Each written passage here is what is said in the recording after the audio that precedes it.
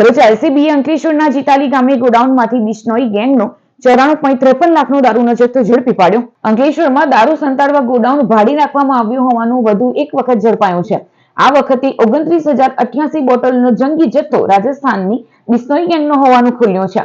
જીતાલી ગામ નજીક આવેલ માધવ ઇન્ડસ્ટ્રીયલ એસ્ટેટમાં એક ગોડાઉન પરથી વિદેશી દારૂનો મોટો જથ્થો ઝડપી પાડવામાં આવ્યો છે। પોલીસ કાર્યવાહી દરમિયાન ₹94.53 લાખની કિંમતનો વિદેશી દારૂ જપ્ત કરવામાં આવ્યો હતો। ક્રાઇમ બ્રાન્ચે દારૂ અને પિકઅપ તેમજ અન્ય મુદ્દામાલ સહિત કુલ ₹1 કરોડનો મુદ્દામાલ કબજે કર્યો છે। આ કેસમાં રમેશ બિશ્નોઈ નામના એક આરોપીની ધરપકડ કરવામાં આવી છે।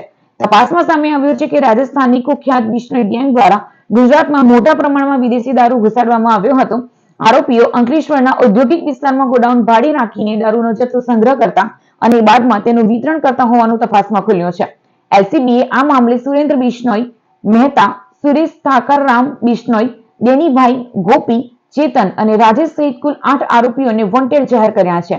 તમામ આરોપીઓની ધરપકડ માટે પોલીસ દ્વારા વિવિધ ટીમો બનાવી તપાસ તેજ કરવામાં આવી છે।